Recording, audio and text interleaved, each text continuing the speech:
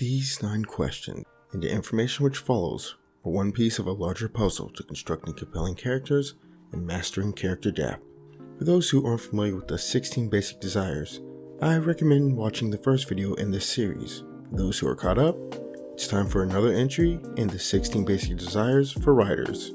This time, we'll be addressing curiosity. As always, you're welcome to share your results and ideas generated from this in the comments.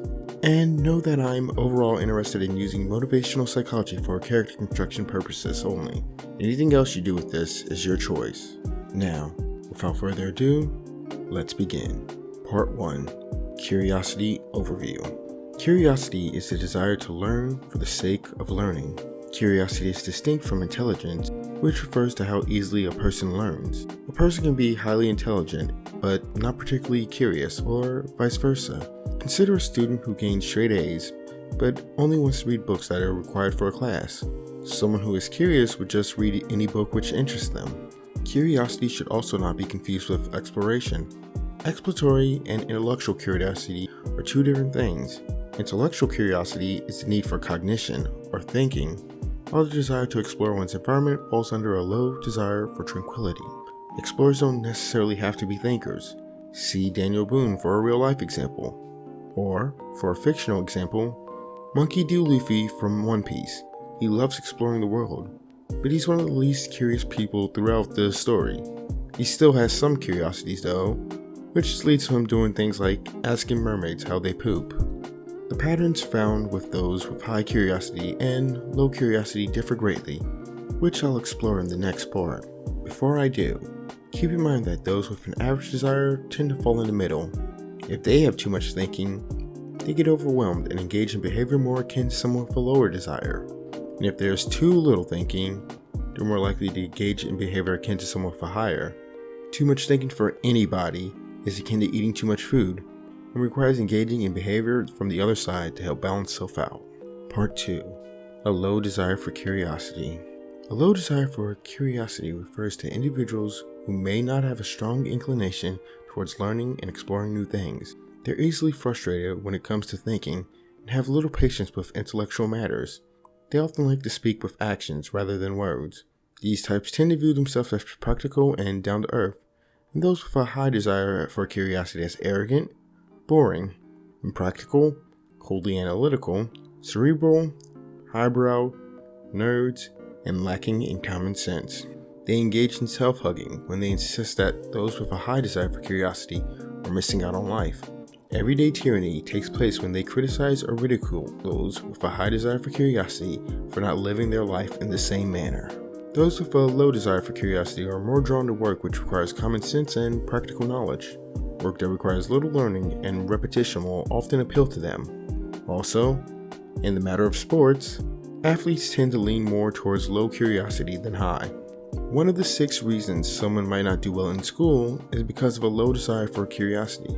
The concept of incuriosity is unpopular, particularly with educators who fail to understand that the learning process is frustrating for those types and that they're only willing to do token amounts of studying. This can also lead to struggles in families when a child with a low desire for curiosity is paired with a parent with a high desire. Frustration can occur as an intellectual parent tries to force a practical child to follow the same beats, despite the fact that it's not suited for this person. This is likewise true in matters of relationships. The more practical their partner is, the happier they are with them. These individuals tend to be fairly straightforward, and like those around them to be as straightforward as them. Part 3. A high desire for curiosity. Those with a high desire for curiosity love intellectual pursuits.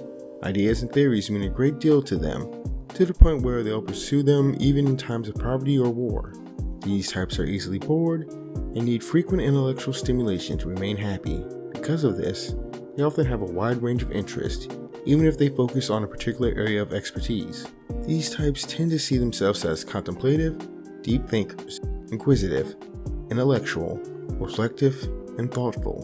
When it comes to those with a low desire for curiosity, intellectuals view them as ignorant, superficial, mindless, dumb, emotional, and boring. They engage in self-hugging by insisting that learning is the greatest joy in life. Like those with a low curiosity, they engage in everyday tyranny through criticizing and ridiculing the other party. We're not trying to force them down the same path. These types tend to be interested in careers and jobs that are intellectually stimulating. If they're constantly learning or trying new things all the time, they're happy, especially if they must keep up with a rapid pace of development in a field. These types can also be fulfilled in academic roles, such as philosophy. Philosophers tend to score very high in curiosity, as the very curious enjoy analyzing even impractical concerns. Those with a high desire for curiosity can happily engage with sports as well. These are the types who wonder about the outcomes of contests and performance of their favorite athletes. They are less likely to care about unequally skilled teams since the outcome is easier to predict. Also, learning about the strategic aspects of a game is another way someone can satisfy their curiosity. It all comes down to appealing to the mind. This is, of course, true of relationships as well. The curious would love to have someone to share this side of themselves with, someone they can explore all sorts of knowledge with. And when it comes to children, the parent who helps their children with homework is a common example of how curiosity can be satisfied. They also are the ones who take pride in children with a high desire for intellect and are glad when the child is consistent with their values. Part 4. Spirituality. The desire for curiosity can be satisfied by studying theology, as it deals with the debate of metaphysics, morality, and the existence of God. People with a high desire for curiosity are drawn to understanding the human condition in the grand scheme of things, and religion offers a perspective on this. The desire for curiosity motivates people to place a high value on intellectual life and the pursuit of knowledge, and both religious and non-religious people were found to have an equivalent desire to learn. The concept of God as infinite wisdom and truth inspires religious intellectuals, and they seek to understand the nature of God and the universe. They see God as an infallible source of all truth and the ultimate explanation of everything that happens. Philosophers have imagined God as pure thought, pure reason, and the controlling intelligence in the universe, and the desire for curiosity motivates people to value God as omniscient, the ultimate source of truth. Part 5. The Enneagram. While the Enneagram isn't a scientifically validated tool, it is a great framework for understanding oneself and, more importantly, one's characters. With that in mind, I've done some reverse engineering on what desires certain types are more likely to have. Emphasis on likely. I'm more comfortable using this for depth with characters than I am with real people because characters are constructs and thus don't require the same level of consideration as real human beings. So, with that in mind, type 6, 7, 8, and 9 are more likely to have a low desire for curiosity. On the flip side, type 1, 3, 4, and 5 are more likely to have a high desire for curiosity. Do keep in mind that each type is unique and personality is diverse. When using the Enneagram, there are also wings that can be factored in, as well as subtypes.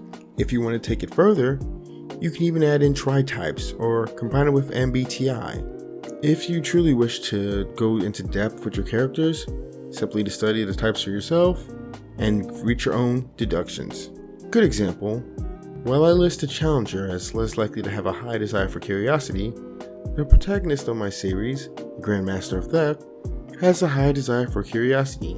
I based this decision off her MBTI result, ENTJ, as well as the genre I write in. So, basically, I'm encouraging you to pursue your own curiosity. Conclusion. I find it easy to find how the desire for curiosity influences a great deal of fiction, especially since the desire to read and write often fall under it. There are numerous ways we can use it to shape our stories. Good example, with Grandmaster, I know that Cassie and Rebecca both have a high desire for curiosity. With that in mind, one idea I have for a possible short story involves them doing an escape room together as part of a date. Working as a team to solve stuff would be up their alley and could make for some cute slice of life writing.